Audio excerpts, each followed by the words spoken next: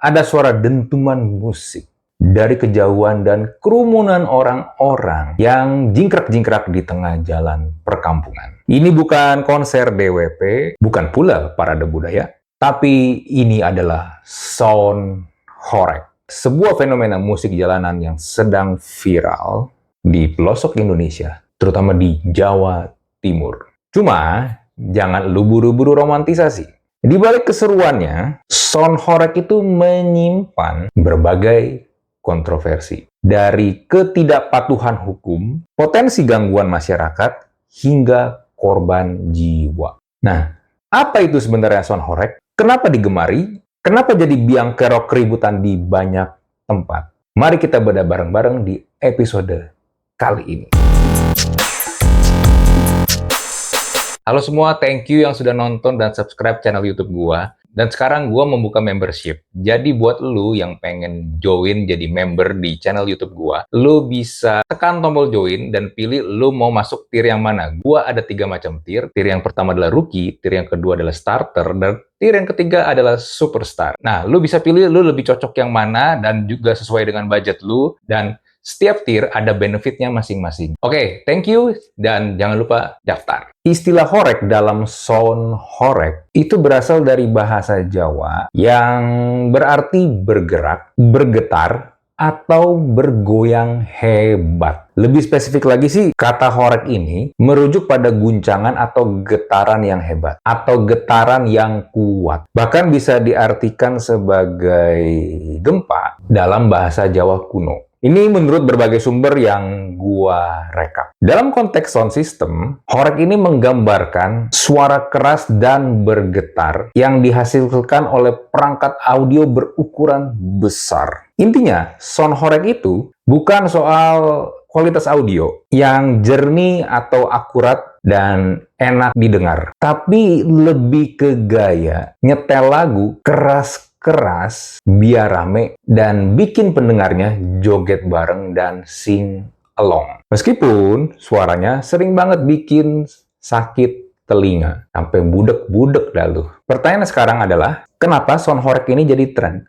Apa sih daya tariknya? Jadi gini, buat sebagian orang, terutama nih remaja putus sekolah, pengangguran, atau yang nyangkut di zona limbo antara kerja dan nggak kerja, sound horeg ini jadi pelarian. Kenapa? Yang pertama itu murah meriah. Lu bisa nyewa sound antara 150.000 sampai 300.000-an. Lu udah dapat ampli, speaker, playlist remix, dan siap goyang kampung. Lalu yang berikutnya, demi eksistensi. Lu mungkin nggak punya panggung sosial, lu bisa bikin sendiri. Jalanan nih, jalan umum yang dilalui banyak orang, itu jadi pentas.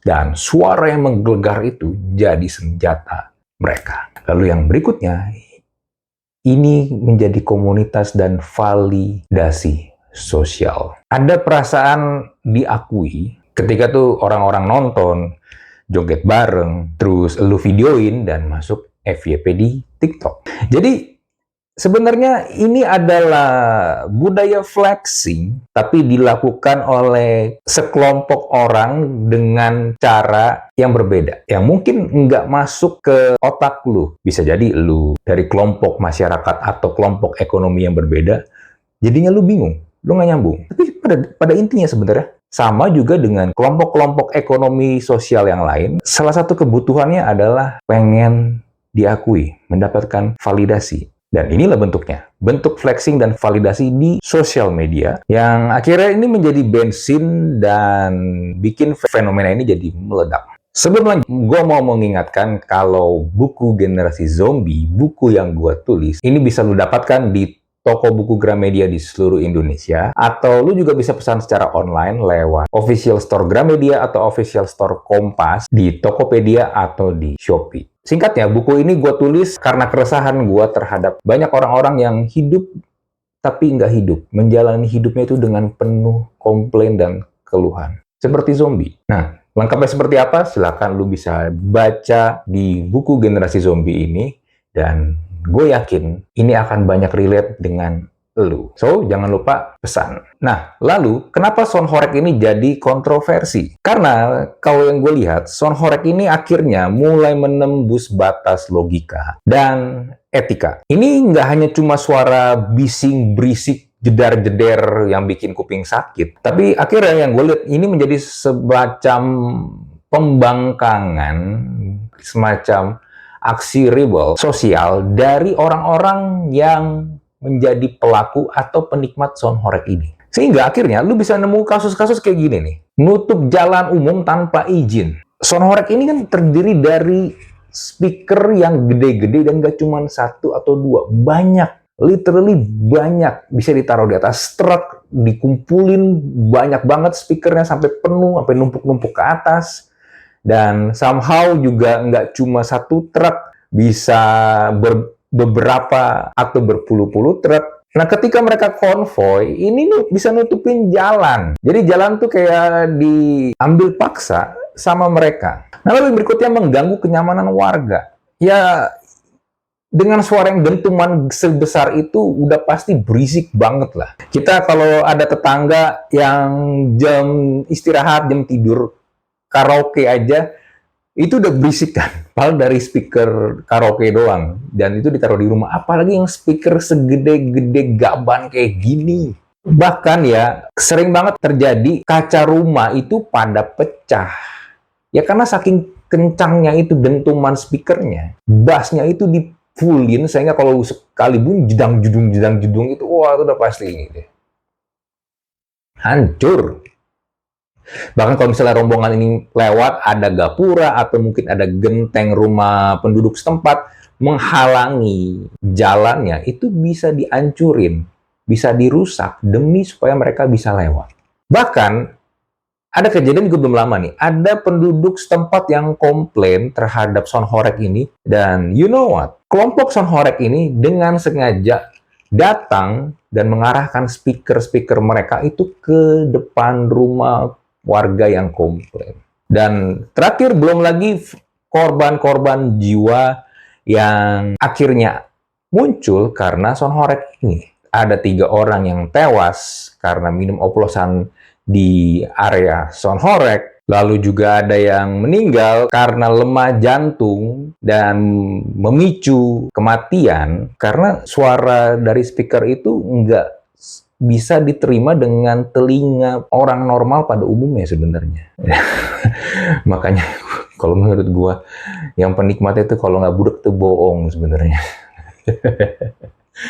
Nah, ekosistem mereka ini udah kelewat bebas menurut gua, kelewatan. Udahlah banyak acaranya nggak punya izin resmi dan nggak ada koordinasi dengan aparat setempat. Ya itu tadi ya, alkohol, obat-obatan terlarang, crowd control, itu udah pasti minim banget. Kalau itu dikombinasikan, itu pasti sudah rawan banget terjadi tindak kejahatan. Apalagi penontonnya bukan dari kalangan yang teredukasi dengan etika konser. Ya, lu tahu sendiri lah gimana hasilnya. Orang-orang yang nonton konser di kota-kota besar yang memang punya manajemen dan pengaturan yang lebih solid, itu aja kadang masih suka ricuh. Ada aja masalah, apalagi ini. Akhirnya, ketika terjadi kericuhan, terjadi masalah-masalah sampai ada yang meninggal, seperti biasa, dari pihak pemerintah, itu baru merespon ketika sudah ada korban. Padahal kan fenomena ini bukan baru sekarang, ini udah sekitar setahunan, 2 tahunan ya kalau nggak salah. Tapi mungkin karena dianggap urusan kecil, akhirnya dilempar ke pengurus RT atau RW atau ke penduduk setempat. Padahal ketika misal terjadi kerusuhan, sampai ada korban jatuh, ya publik pasti akan nanya, kok dibiarin sih? Belum lagi nih kalau udah masuk wilayah abu-abu, ini kan jadi wilayah abu-abu ya, kayak, oh ini kreativitas pemuda, atau kearifan lokal. Ujung-ujungnya akhirnya cuma diselesaikan secara damai dan video permintaan maaf. Akhirnya, siapa yang salah dengan fenomena ini? Menurut gue ini bukan cuma salah dari orang-orang atau pelaku sound horeg, tapi juga salah sistem.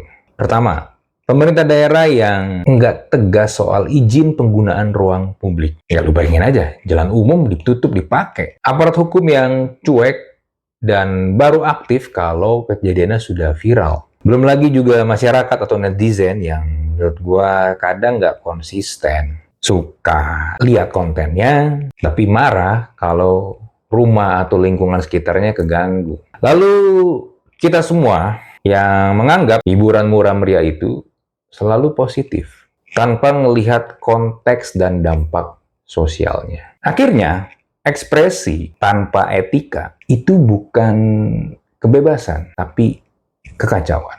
Gua nggak anti dengan hiburan rakyat. Gua ngerti bahwa nggak semua orang itu punya akses terhadap tempat hiburan, taman kota, atau event komunitas yang positif ya di banyak daerah. Minim jumlahnya. Cuma sound horeg ini bukan lagi soal ekspresi atau kesenian atau kreativitas akhirnya.